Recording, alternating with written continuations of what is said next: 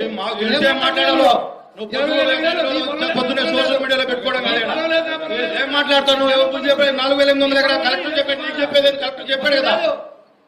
ఊరగా వచ్చే ఇండో నీకుంది అక్కడ పొలం, నీకుందా పొలం, నాకుంది పొలం.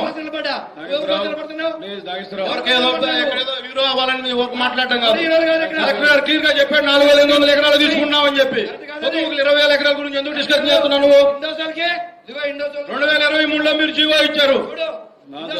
గురించి రోజు సోషల్ మీడియాలో పెట్టుకుంటారు. మీరు 43 వరకు ఏదో మాట్లాడుతున్నారని చెప్పి మాట్లాడడం కాదు. 41,000 కోట్ల మా డిపిఆర్ అయితే పుణ్యాలని ఏపీ పరిశ్రమ పోయింది. ఇప్పుడు రైతులు కాపాడే వాళ్ళగా మాట్లాడతారు మీరు. వల్ల ఈ ప్రాంతంలో జమాయిల రైతులు కాపాడాలని చెప్పి ఆ రోజు ముఖ్యమంత్రి గారు ఏపీపీ తీసుకొస్తే మిమ్మల్ని చూసి భయపడి వెళ్ళిపోయారు. అర్థం చేసుకో. 240 నుంచి 10,000 మమ్మల్ని చూస్తేనే భయపడిపోతున్నారు. పరిశ్రమలు మమ్మల్ని చూస్తే రావడానికి ఇంట్రెస్ట్ ఉన్నారు. మాధవరావు గారు దయచేసి మీరు ఆపండి. మాధవరావు గారు ఇక్కడ ఏది మీరు చెప్పేది మాట్లాడదాము. ఏమి ఇవ్వాలండి? ఏముంది మైక్?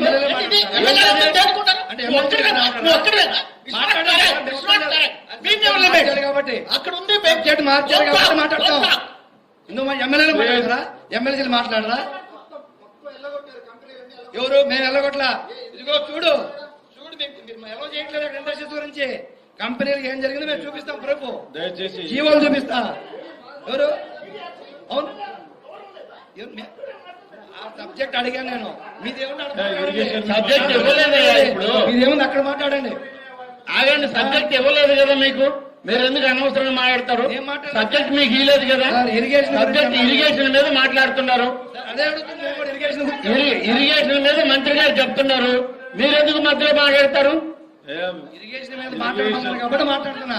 ఇరిగేషన్ మీద మాట్లాడివ్వండి. మాట్లాడేది లేదా? ఇదేం డిఆర్సీ సమావేశం అనుకున్నారా, లేదంటే ఇంకేమన్నా మార్కెట్ అనుకున్నారా? రైట్ ఉంది, రైట్ ఉంది. క్రమ పద్ధతిలో ఉంటే రైట్ ఉంది. బాబు మాధవరావు గారు, మీరు 4 ఏళ్ళు అయింది వచ్చి ఈ స్థాయికి. మేము 40 ఏళ్ళ నుంచి ఉన్నాం. మేము కూడా